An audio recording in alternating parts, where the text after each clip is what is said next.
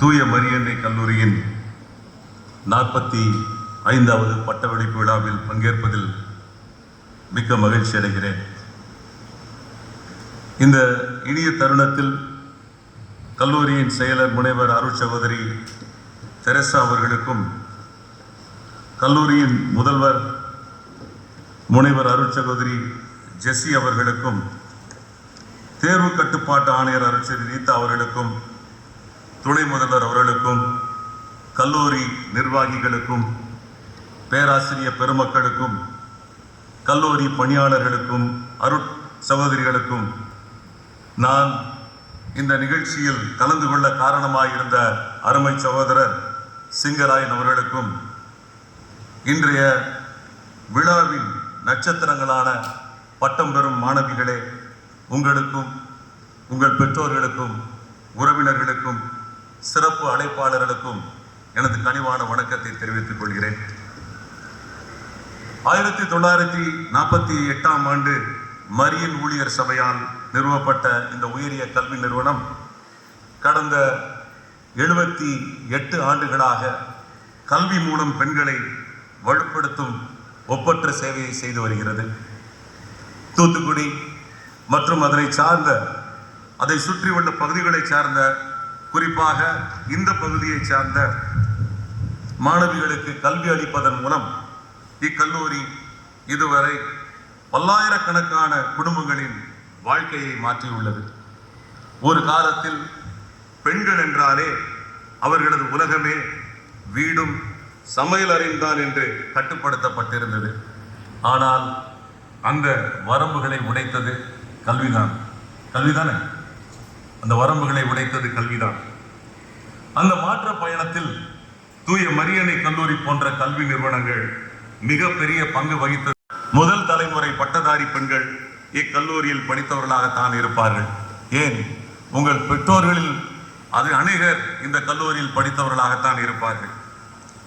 இங்கு படித்த மாணவிகள் பலரும் உயர்ந்த பொறுப்புகளில் உள்ளதோடு உலகம் முழுவதும் தங்களது திறமைகளை நிரூபித்து வருகின்றனர்.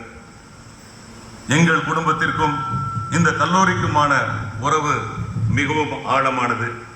அந்த பந்தம் நீண்ட நெடியது.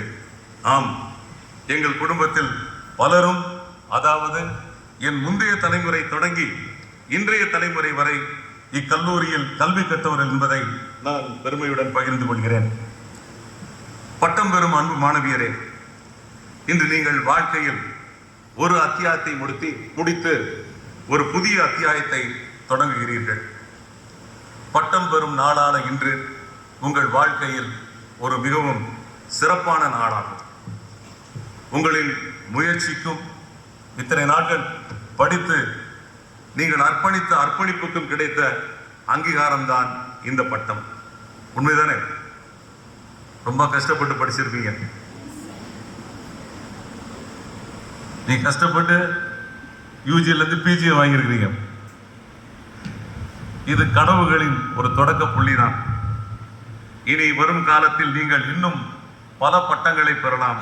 ஆனாலும் பின்னால் இருக்கிறீங்கல்ல, உங்களுக்கு இந்த முதல் பட்டம் இருக்குல்ல, இது வாழ்க்கையிலே ஒரு மறக்க முடியாத ஒரு பட்டம் தான்.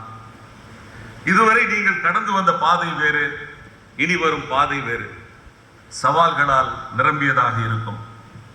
எந்த சூழ்நிலையாக இருந்தாலும் நீங்கள் நினைவில் கொள்ள வேண்டிய ஒன்று உண்டு.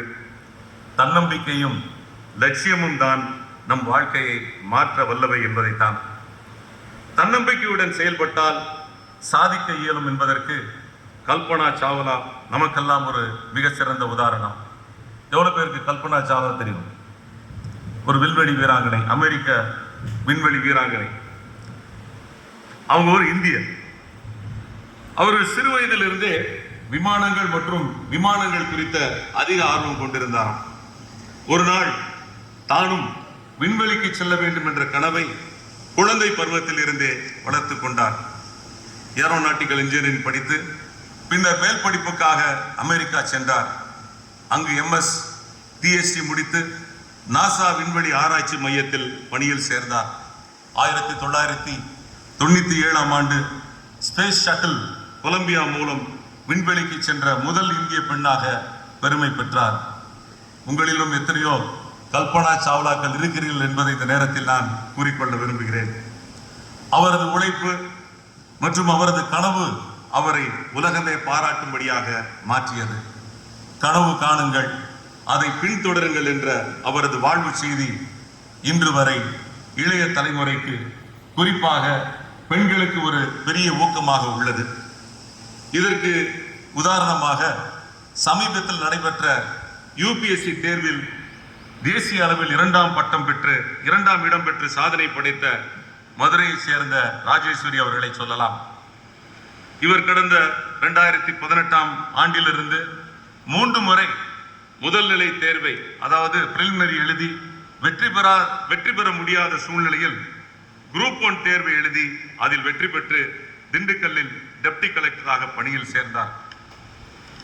ஏதோ வேலை கிடைச்சிச்சே என்று இல்லாமல் தனது யூபிஎஸ்சி கனவை விடாமல் தொடங்கி அதை துரத்தினார் என்றே சொல்லலாம். தொடங்கி தற்போது தேசிய அளவில் 2ஆம் இடத்தை பிடித்து நமது மாநிலத்திற்கு பெருமை சேர்த்துள்ளார். ராஜேஸ்வரி மட்டுமல்ல, இந்திய பெண்கள் கிரிக்கெட் அணியின் முன்னாள் கேப்டன் மித்தாலி ராஜ் மற்றும் தற்போதைய வீராங்கனை ஜெமிமா ரொட்ரிகோஸ் போன்றோரின் பயணங்கள் பெண்கள் நினைத்தால் எதையும் சாதிக்க முடியும் என்பதற்கு மிக சிறந்த எடுத்துக்காட்டாக திகழ்கின்றன. விண்வெளி, தொழில், விளையாட்டு, கல்வி, மருத்துவம் என பல துறைகளில் தடைகளை உடைத்து சாதித்த இந்திய பெண் சாதனையாளர்களின் வாழ்க்கை கல்வியின் வலிமையை நமக்கு உணர்த்துகின்றன. ஏன், தற்போது நடைபெற்றுக் கொண்டிருக்கும் இஸ்ரேல் ஈரான் போர் துவங்கிய ஆரம்ப காலகட்டத்தில் ஐக்கிய அரபு அமீரகத்தில் சிக்கியிருந்த இந்தியர்களை மீட்கும் பணியை தீபிகா அதானா என்ற 23 வயதையான இளம் பெண் விமானியிடம் ஏர் இந்தியா எக்ஸ்பிரஸ் நிறுவனம் ஒப்படைத்தது. அந்த ஆபத்தான பணியை தைரியமாக ஏற்றுக்கொண்டார் தீபிகா. வீட்டில் இருந்து கிளம்பும் போது, அம்மா நான் போயிட்டு வரேன், திரும்பி வருவனா தெரியல என்று சொன்ன அந்த தருணத்தில் அந்த இளம் பெண்ணின் வீரம் தெரிந்தது. அவர் மனதில் இருந்தது நம் நாட்டிற்கான கடமை மட்டுமே. அதைவிட சிறப்பு, ரொம்ப முக்கியமான சிறப்பு என்னன்னா, அவருடன் அந்த குழுவில் சென்றவர்கள் அனைவருமே பெண்கள் தான். இந்த ஒரு நிமிஷம் கை தட்டலாம், இது ஒரு சாலம் ஃபங்க்ஷன் தான். அந்த விமானத்தில் போனது அனைவருமே பெண்கள் தான். இவர் மாதம், அது மட்டும் இல்ல, இந்த மாதம் கடந்த 6ஆம் தேதி வெள்ளிக்கிழமை ரசல் கைமா என்ற விமான நிலையத்திலிருந்து 169 பேரை ஏற்றிக்கொண்டு ஒரு போர் பதட்டமான சூழ்நிலையில் டெல்லியை நோக்கி திரும்பி வந்துட்டு இருக்கிறாங்க. வரும்போது சில நேரம் விமான போக்குவரத்து கட்டுப்பாட்டு அறையுடைய தொடர்பு துண்டிக்கப்பட்டுச்சு. விமானத்தில் இருந்தவர்கள் சற்றும் அவர் விமானத்தில் இருந்த பயணிகள் எல்லோருக்கும் பயங்கரமான ஒரு பதட்டம் தொட்டி கொண்டது. ஆனாலும் அந்த விமானியும் அவருடன் பயணித்த மற்ற பணியாளர்கள் அனைவரும் கொஞ்சம் கூட பதறாமல் அது ஒரு சவாலாக ஏற்றுக்கொண்டு டெல்லி விமான நிலையத்தில் வந்து இறங்கினாங்களாம். இந்த ஒரு அசாதாரணமான பயணத்தின் முடிவு மட்டுமல்ல, உங்களை போன்ற பெண்களால் எந்த சூழ்நிலையிலும் எதுவும் முடியும் என்பதை வெளிப்படுத்திய ஒரு பெருமையான தருணமாக அமைந்தது. இது போன்ற வழக்கமான மீட்பு பணிகளை ஆண்கள் மட்டும்தான் கையாள முடியும் என்ற எண்ணத்தை பொய்யாக்கும் வகையில் இந்த பெண்கள் சாதித்துள்ளனர். தற்போது பெண்கள் கல்வியறிவு சதவீதம் வேகமாக உயர்ந்து வருகிறது. கல்வியறிவு பெற்ற ஆண்களுக்கும் பெண்களுக்குமான இடைவெளி ஆண்டுதோறும் குறைந்து கொண்டே வருகிறது.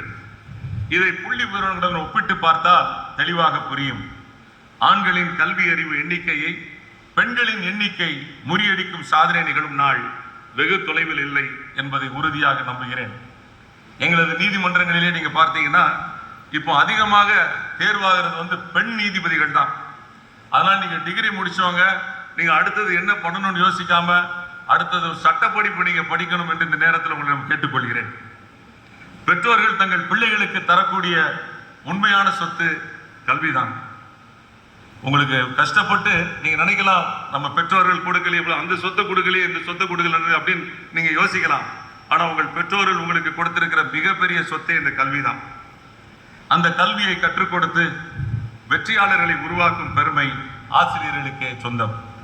இங்கே பணியாற்றும் பேராசிரியர் பெருமக்களே, இந்த சமூகத்தை வடிவமைப்பதில் உங்களது பங்கு அளவிற்குரியது.